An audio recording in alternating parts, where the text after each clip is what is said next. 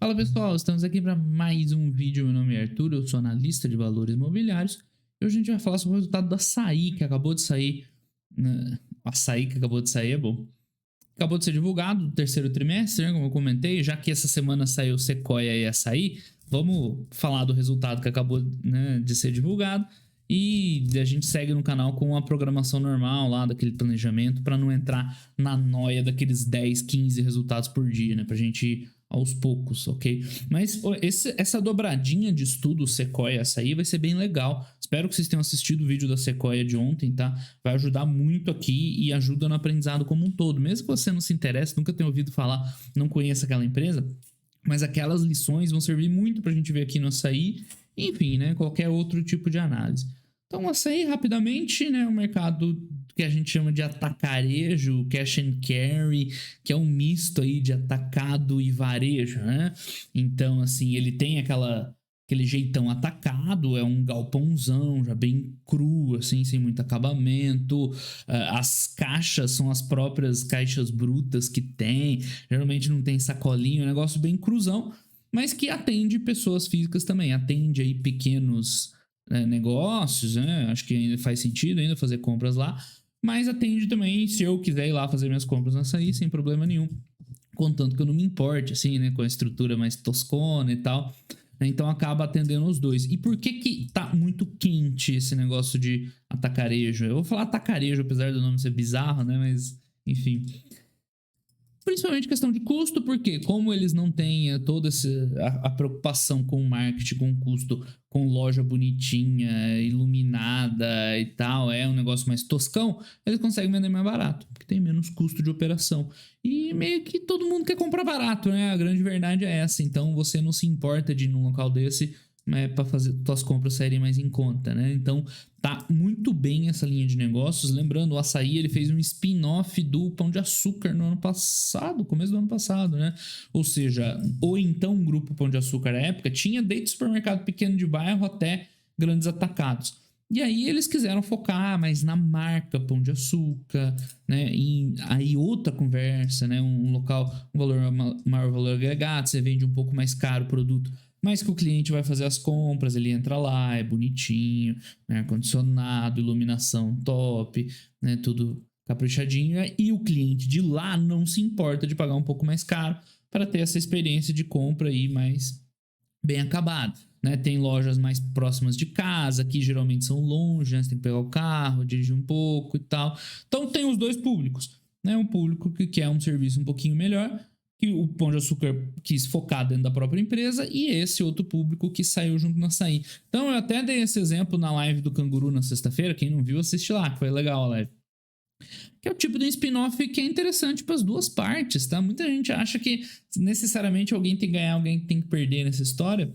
Mas não, foi bom. Por quê? Porque o cara que vai...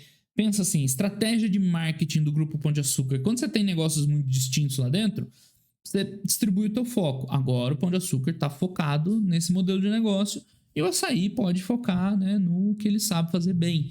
Né? Então, essa separação muitas vezes ajuda os dois, porque aí o time de gestão do açaí é um time que sabe fazer bem o que o açaí precisa.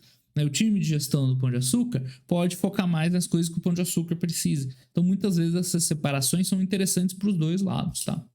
Na época, eu vou ser honesto, tem até vídeo aí no canal, eu achei que tava mais legal o que ficou no Pão de Açúcar. Hoje eu já não sei, tá? Porque o açaí foi tão bem, está indo tão bem, que acho que o melhor negócio tá ficando dentro do açaí, mesmo com o grupo êxito lá dentro do Pão de Açúcar. É legal, mas enfim, isso é um assunto para outro vídeo. Então, dito isso, feita essa introdução, ficou bem bonita essa foto aqui, né? Vou tentar colocar ela na thumb aí, vamos ver.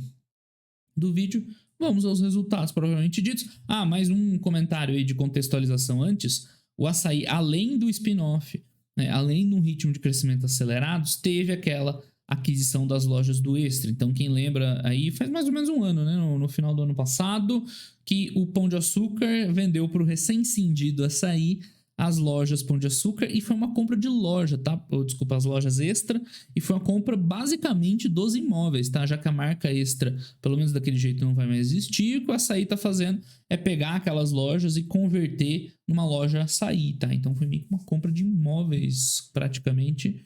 mas são móveis bem localizados que se encaixam no modelo de negócio da Açaí, que a gente já vai ver estão tendo rentabilidade boa. Então, de novo, foi uma venda que as duas partes ganharam. Por quê? O Pão de Açúcar teve um retorno financeiro bom, tá? Foi uma grana legal para o valor do Pão de Açúcar.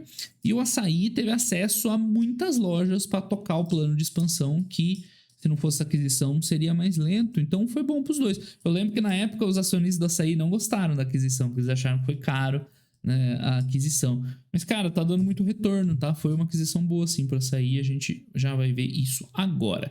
Dito tudo isso, vamos aos números do resultado do terceiro trimestre.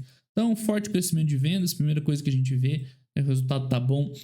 O cenário brasileiro de consumo anda meio turbulento, né? Com inflação, poder de compra de consumidor meio com a penga, mas esse modelo atacarejo, né? Ele é favorecido nesse sentido, porque quando está em crise, geralmente esse tipo de empresa varejista sofre, né? Há uma certa migração natural para o pessoal comprar mais num açaí do que num pão de açúcar, vai, para usar o exemplo dentro de casa. Então eles acabam se beneficiando um pouquinho. É parecido, tá? Não é igual. É parecido um pouco com o movimento que a gente vê pelas discount stores nos Estados Unidos. Lá é uma outra proposta. São lojas que têm uma assinatura, via de regra, né? É parecido o jeito de ganhar dinheiro das discount stores lá. Dollar General, Costco, que é a mais conhecida e tal. Não é igual, tá? Mas é um modelo parecido. E a gente tá vendo que elas estão performando super bem lá, enquanto os varejistas estão sofrendo muito, né? Olha o Walmart, eu fiz vídeo do Walmart no trimestre passado.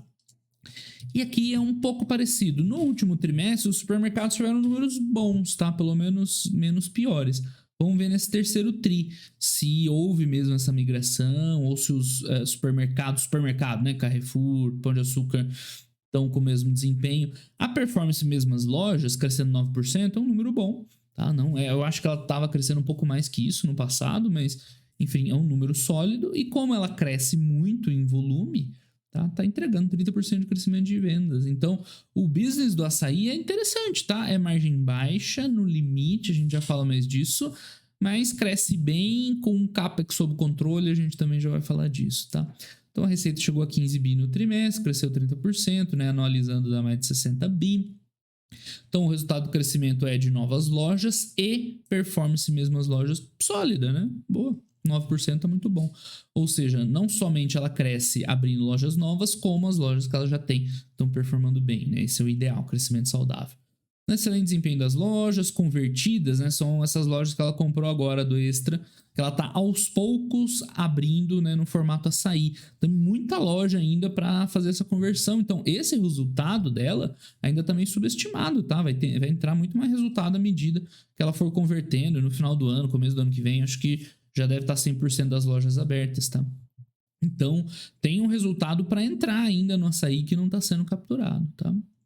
Blá, blá, eles estimam ganhar no market share, né? As despesas estão sendo diluídas. Então aqui eu vou traçar um paralelo com a Sequoia que a gente viu ontem, tá? Os negócios são diferentes, mas tem algumas similaridades, tem margem baixa, são duas empresas que estão com uma estratégia de crescimento agressiva, que tem um certo CAPEX, né? A Sequoia menos, é mais asset-light. A Açaí não, é intensivo em CAPEX. Mas que tem o seu certo CAPEX. E a gente já vai ver que os resultados de ambas estão bem distintos, né? É assim que a gente diferencia quem está indo bem de quem não está. Tá? Então tá diluindo um pouquinho despesa administrativa. Você vê o mesmo nível de despesa administrativa da Sequoia e do Açaí. Margem bruta é parecida também, ó. Né? Dá pra gente traçar uns paralelos. Então, o EBITDA recorde, o EBITDA deles, vamos fazer uma análise também, tá? Não dá para levar seco, mas é bem mais fidedigno que o EBITDA da Sequoia, por exemplo.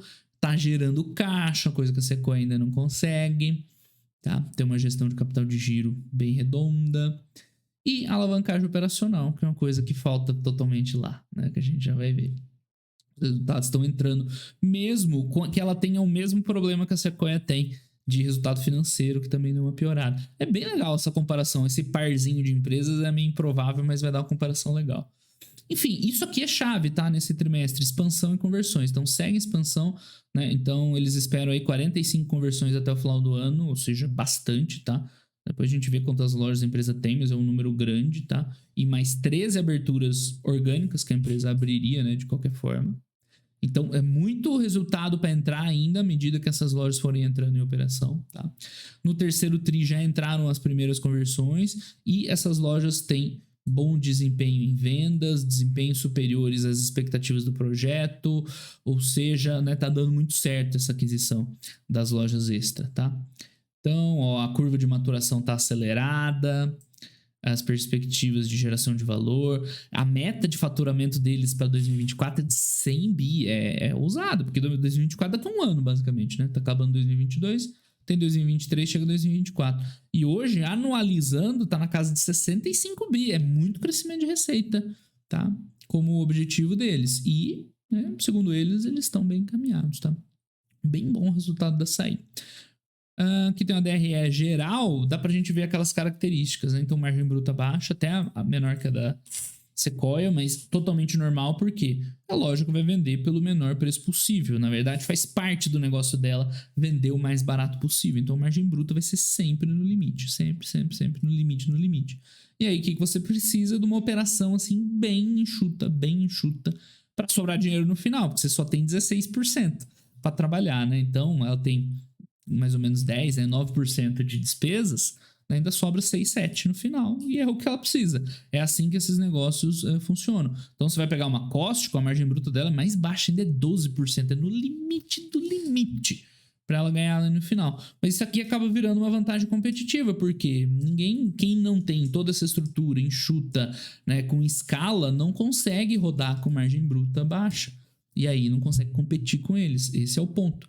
Né? Você ganha no volume, joga uma margem no limite, essa margem acaba virando uma vantagem competitiva, né? Um fosso, porque fica muito difícil de clientes concorrerem com você.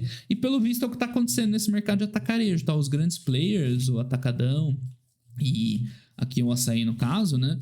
Estão dominando o mercado pelo visto, né? Falando em ganho de market share, crescendo, like for like, expandindo. Então é muito possível que a gente veja uma consolidação nesse segmento aí. E essas empresas estão lá na frente.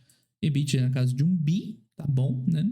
Você vê que ela fatura muito, né? Vai faturar 60 bi e um EBITDA daria 4, né? Anualizando. Faz parte, é a vida. Mas para uma empresa que vale quanto? Deixa eu abrir aqui. Nossa, travou aqui, crashou a aba que eu tinha deixado aberto. Vou abrir de novo. Para uma empresa vale uns 25 bilhões de reais, tá bom, hein? 4 bi de EBITDA, tá bem razoável. Mas eu falei ontem que não dá para fazer essa assunção simples, né? EBITDA, valor de mercado, enterprise value, sem analisar a qualidade dele. A gente já vai chegar lá, tá?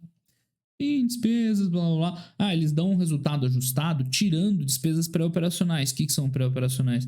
Essas reformas e todas lá né, os gastos que passam pela DRE dessa conversão de lojas, que é a despesa one time. Eu escrevi isso aí no vídeo ontem, não sei se eu expliquei bem. Ou seja, ela gastou uma vez isso aí para arrumar a loja, depois não vai gastar mais, tá? Então é razoável sim ela fazer esse ajuste para a gente ver que está tendo diluição de despesa fixa, né? Despesa geral administrativa, que é o ideal, a alavancagem operacional que está faltando lá na Sequoia, por exemplo, tá? Ok, agora vamos ver os itens do resultado. Então, o crescimento de vendas não tem que falar, só crescendo, like for like bom, né? Que é o same store sale, a mesma coisa. Crescimento total forte, eles têm um aqui, ó, separando o que é crescimento de expansão, o que é de like for like. Então, dá para ver que o case açaí é um case de crescimento de expansão, mas que o crescimento de vendas mesmo nas lojas tem ajudado bastante e mostra como é saudável a operação. Não é crescer por crescer só por ganhar, né, volume e comprometer rentabilidade. Não, isso aqui ajuda a entregar mais rentabilidade.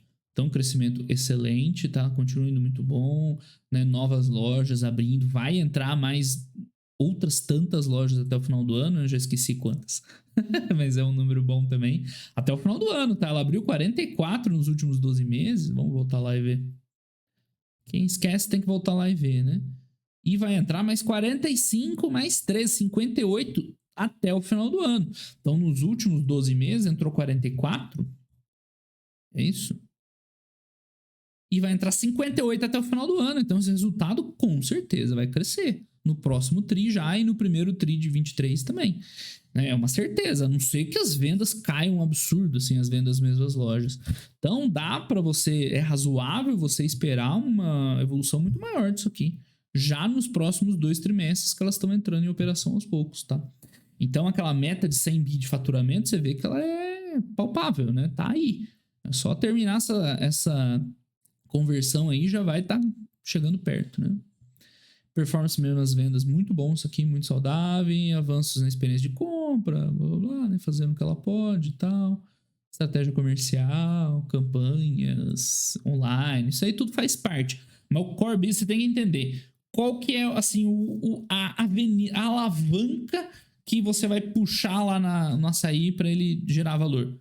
Expansão. Expansão, novas lojas, é isso que é o determinante. Quando ela fazer esses outros serviços ali, complementares, melhorar a experiência de compra, contribui para esse like for like, contribui para, né, o conjunto e tal, mas a alavanca dela é abrir loja nova. Ela abre loja nova e já, boom, já entra vendas fortes e dilui despesa fixa, tá? Então, você não vê, parece que não precisa de tanta maturação essas lojas, né? Que a gente vê lá na Raia, Magazine Luiza, não, o perfil das lojas, na Pets, vai maturando aos poucos. Aqui dá a impressão que os caras já entram com o pé na porta já, né? Então, crescimento forte, que mais alguma coisa. Aqui de novo, né? Tinha logo abaixo, eu rodei tantas páginas para cima, tinha logo abaixo o número 58 novas lojas, ou seja, isso aqui vai ser refletido um crescimento muito forte de vendas, porque a empresa tem 233 lojas, vai aumentar 58, isso aqui é 25% a mais, né? É muita coisa já esse ano, tá? Então vai aparecer com força lá completamente no primeiro tri de 23, né? Já que elas vão sendo abertas à medida desse final do ano, mas com certeza esse final de ano já vai ser bem bom para ela, ainda tem a sazonalidade de final de ano, se continuar esse cenário econômico não muito favorável no Brasil, né, provavelmente a galera vai aumentar as compras nesses atacarejos, ou seja, o resultado dela vai vir muito forte nos próximos 2 tris, isso aí não tem nem como não vir, né. Blá blá, as conversões estão indo melhor que a expectativa, isso aí é fantástico, né? Então tem vendas acima, margem EBITDA acima, é só alegria. Esse é o que eu falei, é o complementar, você dá um tapinha ali, né? Para não ser tão frio o mercado, né? Tão tosquinho, para atrair mais gente para fazer compra, ter um servicinho a mais ali, né? Depois que você ganhou o volume, né? Você faz pequenas iniciativas ali e ajuda, né? É verdade. Ajuda a segurar bem. Ambiente digital. Então isso aqui é complementar, tá? Não é core. Digital. Eu detesto esse nome, ele é muito feio e me lembra o Fidgetal lá da Quero Quero. Mas enfim, seguindo. Então, a gente vê, aqui começam as diferenças para a Sequoia. A Sequoia também cresceu o número de pedidos, embora a receita não tenha crescido tanto, né? Uns 20 a 30, dependendo da comparação. Mas aqui a gente já começa a ver as diferenças, tá? Então, o lucro bruto cresce com margem similar, sem expandir margem, que é esperado, porque a empresa já roda no limite da margem. Então, não vai ter grandes ganhos de margem bruta no açaí no futuro, como na Sequoia também não vai ter, tá?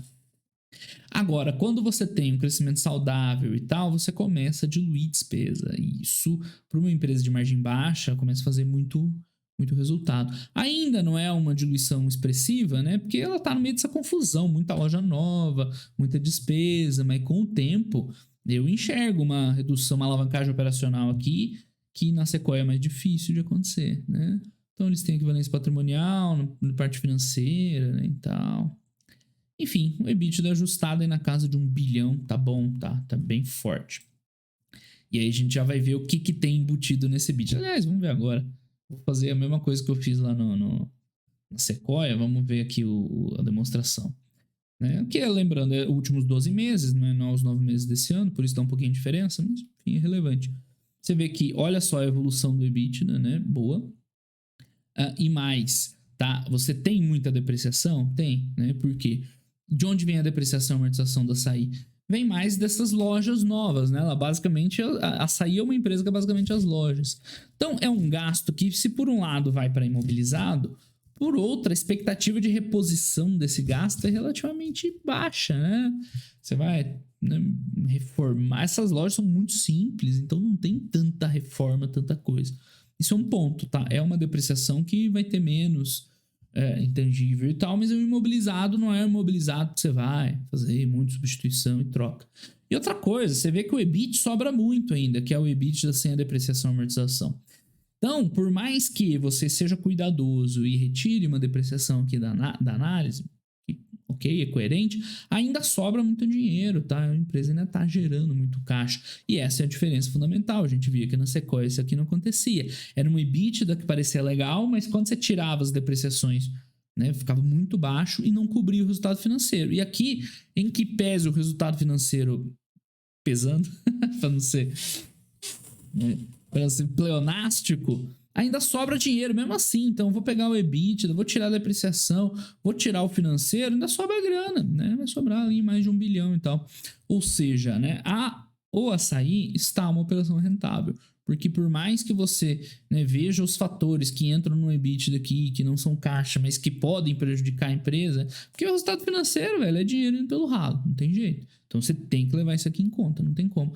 Depreciação é aquilo que a gente falou ontem bastante, né? Depende o que é, o que não é. Tem expectativa de repor, não tem, tá? Então, qualquer que seja a sua análise, no final ainda sobra dinheiro. Ainda tem um resultado legal. Então, a situação do açaí ela é bem diferente da Sequoia. A Sequoia, a hora que você destrincha o EBITDA, você vê que não tá sobrando dinheiro. Aqui tá. Ainda sobra uma quantidade legal de dinheiro. E tem uma expectativa disso aqui crescer, né? Com a abertura das novas lojas, né?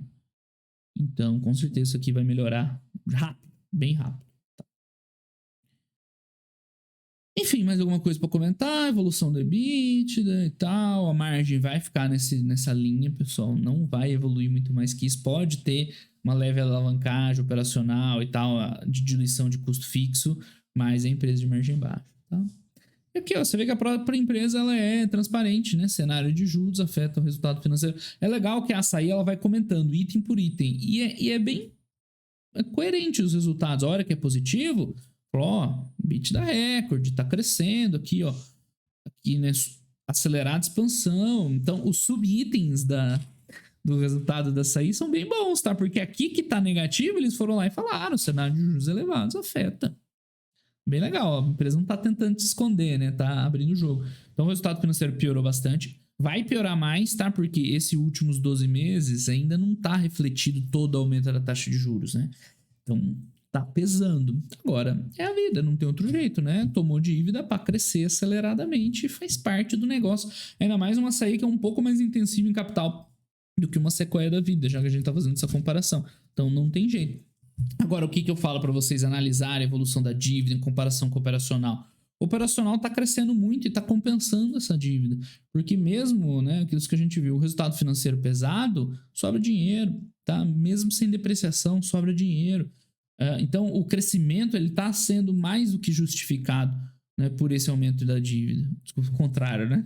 O aumento da dívida está sendo mais do que justificado pelo crescimento. Então, nesse caso, é positivo, gera valor. Você não precisa fazer conta de ROIC e WACC e calcular hurdle rate para chegar nisso aqui. Não, é só olhar, ver o que está acontecendo. Tá? É legal você entender os conceitos, mas olhar acontecendo é muito melhor, porque você vê na prática, certo? Então tá sobrando mais resultado dentro do açaí. E outra, tem mais um detalhe, essa dívida, tá? A dívida entra na frente do que o resultado, ou seja, ela tá levantando a grana para ter comprado, né? Ela ainda tem umas parcelas para pagar, é verdade, da aquisição do extra. Mas, né, em geral, ela bota muito mais dinheiro no começo para colher o retorno depois. Então, quando aquelas 58 lojas estiverem em operação, que é uns 25% a mais, só de loja nova, mais o crescimento like for like que entrar, tá? O EBITDA vai estar mais forte, com certeza. E aí vai sobrar mais dinheiro, vai ajudar a desalavancar, e aí ela sobe um degrau, né, de rentabilidade. Então, sim, resultado financeiro é calcanhar de Aquiles dela, como de muitas empresas que a gente está vendo, né? Natura, a própria Sequoia. Mas cabe dentro do balanço da Açaí. Cabe tranquilamente, tá? Resultado, blá blá blá. Aí tem o juro do arrendamento mercantil, que é o FRS, que a empresa é super transparente, tá? Mostra separadinho, com e sem, faz a análise que você quiser, é bem legal, tá? E um sólido patamar de lucro líquido. Ela consegue, inclusive, mesmo nessa loucura de crescimento, com depreciação alta, com resultado financeiro pesado, tá lá crescendo o lucro. Então, é totalmente diferente. Ué, cadê não tem um gráfico de lucro? Mas dá pra gente ver aqui. Opa, tô difícil, fechando as abas. O lucro vem vindo, vem crescendo, né? Fala, mas aqui não, tal. Teve pandemia, não sei o quê, mas o lucro vai evoluindo junto, tá? E, enfim, aqui a gente vê uma diferença brutal de outros negócios que, né, vão crescendo, mas não consegue sobrar dinheiro no final. Então vai alavancando, forte alavancagem, talvez exagerada, né? Um pouquinho de alavancagem operacional, mas crescimento forte do top line, isso é verdade, né? Eles estão falando que estão ganhando share, gera um lucro aí, ó. Se a gente for projetar 280 milhões no trimestre, vai dar aí 1,2, 1,3 bi de lucro no ano, né? Bem bom. Lembrando que tem sazonalidade, quarto trimestre mais forte e tudo mais. Enfim, investimentos. Investimentos, para eles, é relevante, tá? Porque essa forte expansão tem um preço, que é comprar novas lojas, comprar terrenos, fazer reforma, fazer manutenção, infra, né? Estacionamento e tal. Então, o açaí cresce, mas custa dinheiro crescer. Agora, é aquilo que a gente falou, tá administrando bem, né? Vai ali administrando a dívida, uma hora depois, hora que chegar numa maturidade, dá uma desalavancada, né? Essa é a dívida do bem. É o capital de terceiros que você toma para financiar teu crescimento e depois você, né, estabiliza e gera valor para o acionista, tá? Então, é importante vocês saberem identificar a empresa que está usando bem capital de terceiros para crescer, para alavancar, né, financeiramente e depois, né, estabiliza, da empresa que cresce à base de dívida, sem a dívida provavelmente não estaria crescendo, aí a dívida volta para cobrar, a gente viu isso lá na Camil, né, na Sequoia de um jeito ou de outro. Então é diferente, tem que saber identificar essa diferença. Né?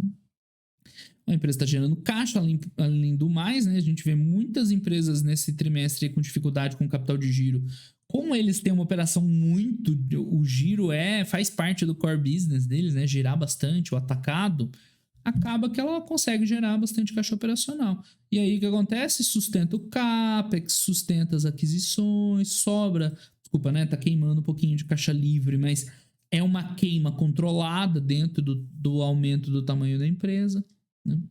Então, né, mesmo botando a dívida, ela está crescendo, né, de uma maneira sustentável. Tudo bem, está aumentando a dívida, tá. Mas, assim, o resultado está correspondendo, certo? Então, essa é a diferença de uma empresa que cresce mantendo rentabilidade, de uma rentabilidade é meio genérico, né? Que cresce de uma maneira sustentável, de uma que cresce por crescer e depois lá na frente tem problema. Vocês conhecem empresas assim, né? Tem algumas aí no mercado.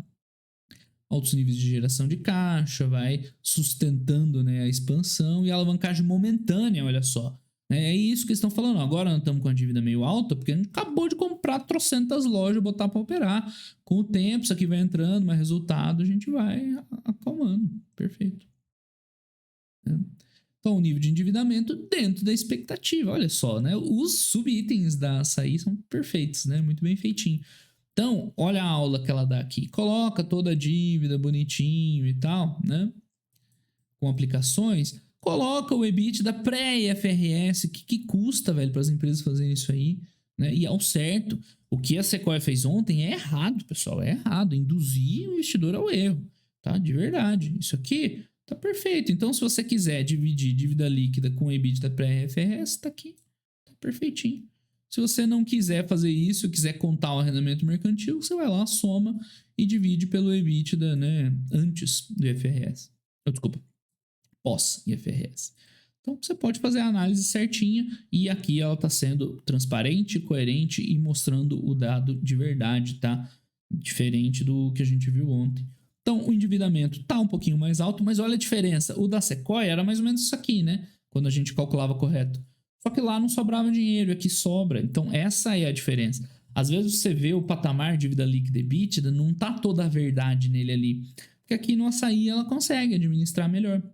Não tem nem a ver com o custo da dívida. É que a operação é mais rentável, então ela consegue administrar esse aumento de dívida.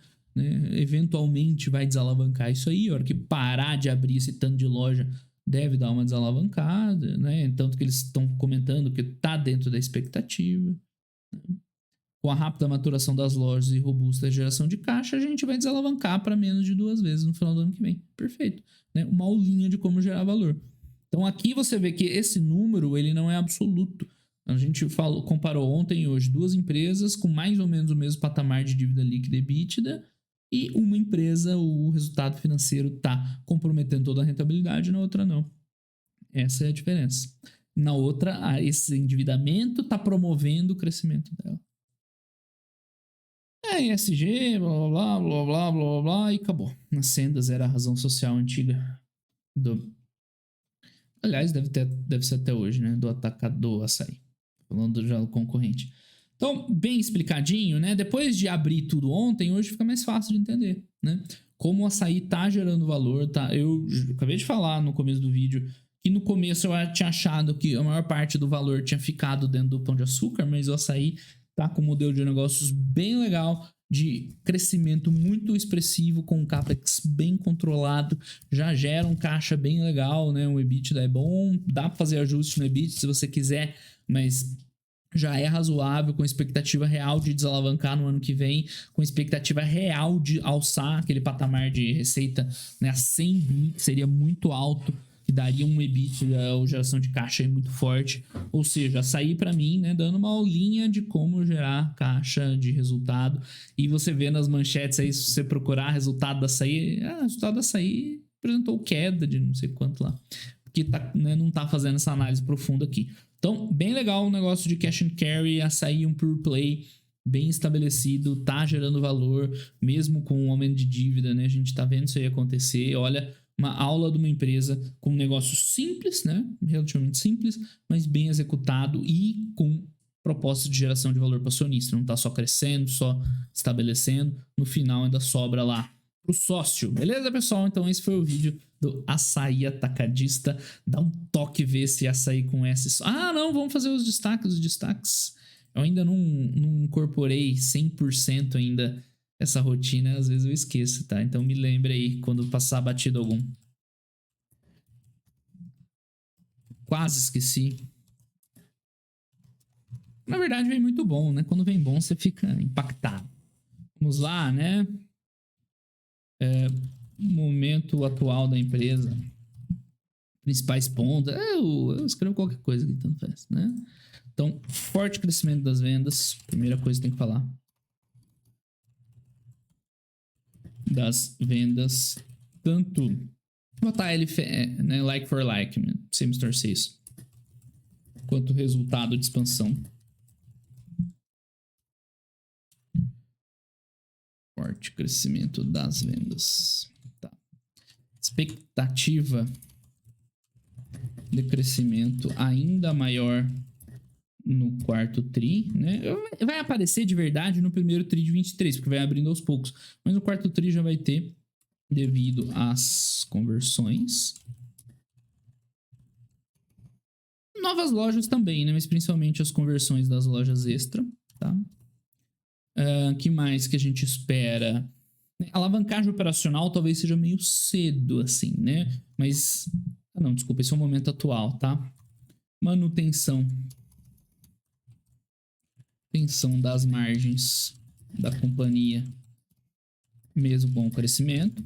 Né? Às vezes, quando a empresa cresce, ela tem aumento de despesa momentaneamente acima dos resultados. O resultado vai demorar mais a maturar e a despesa entra antes, mas no açaí a gente não tá vendo isso, tá vendo uma composição bem legal. Tanto que a empresa fala em alavancagem operacional, não é exatamente alavancagem operacional ainda, mas já tem, assim, né, um resultado muito bom.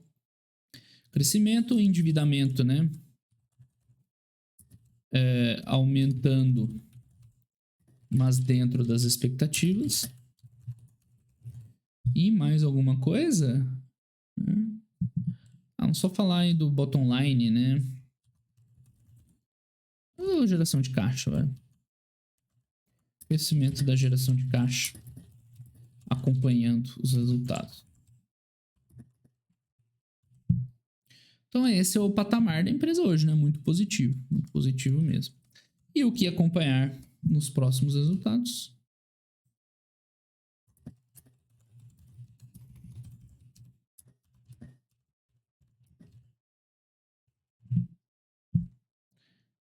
Tudo errado, hein? Já falei que o microfone fica na minha frente e me atrapalha. É uma desculpinha. Vamos lá. Continuidade do crescimento das vendas. Esperamos isso com certeza, né? Resultados. E não esperamos pouco, tá? Esperamos muito ainda. Se vier fraco, foi ruim. Resultados das conversões de novas lojas.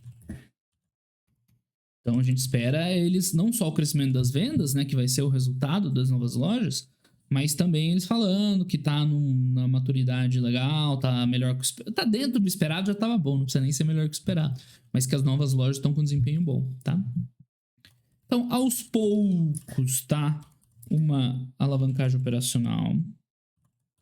Pode ser que não venha logo de cara, é esperado. Que a diluição de despesa fixa, embora não vai ter muita diluição, tá, pessoal? Ele não gosta, né?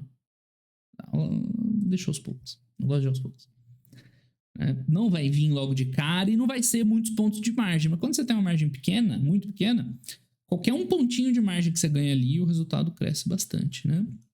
Então, ao longo de 2023, uma desalavancagem. Aí não é operacional, é financeira, né? Desalavancagem financeira, que é a redução da dívida que eles prometeram, tá? E agora sim, vou usar o gradualmente. Evolução no bottom line e geração de caixa. Tá bem feitinho o nosso plano aí. Desalavancagem ele não conhece, aqui falta uma vírgula. Bottom line ele também não gosta desse estrangeirismo, mas bottom line é diferente de falar lucro líquido, né? Quando você fala bottom line, eu tô falando de todos os indicadores lá de baixo da DRE, que é lucro, geração de caixa, ou mesmo EBITDA, geração de caixa operacional. Então, não é a mesma coisa que falar lucro, né? Não é um estrangeirismo desnecessário. Mas, enfim, tá aí o nosso plano para sair. E o que é legal é que tudo parece palpável, né? O crescimento das vendas está muito forte, não tem por que não achar que não vai crescer no quarto tri, tanto com lojas novas quanto com as mesmas. Se vier queda no Like for Life, que vai ser meio, né, desapontante, vai desapontar um pouco, mas provavelmente vendas totais vai crescer de qualquer jeito, porque é muita loja nova abrindo, né? Então vai vir. Então essa alavancagem operacional, aos poucos, gradualmente, é esperado também, tá? Mesmo que não venha muito, não é o core para ganhar dinheiro. Agora, essa desalavancagem financeira, essa tem que entrar. Essa medida que essas novas lojas forem entrando, que a geração de caixa for superando, porque o CAPEX vai diminuir muito, né? Você não vai ter mais conversão de loja, que é o principal item do CAPEX. Vai ter um crescimento já mais sustentável, começa a sobrar dinheiro e desalavancar. Isso aqui tem que acontecer. Isso aqui, se acontecer, ótimo. Se não, ok. E essa é a consequência, né? Se isso aqui acontecer e isso aqui acontecer, o de baixo vem sozinho, tá? Feito! Comentados os resultados. Então é isso aí, pessoal. Açaí é um case bem legal também. E esse já é um case maduro para investir, com certeza. Ela já está entregando, já tem os resultados, já tem rentabilidade hoje. Tá prometendo para o ano que vem, mas hoje já está lá, né? Quarto tri vai vir forte. Talvez no quarto tri a gente ainda veja, né, uma dívida mais alta, aumentando ainda.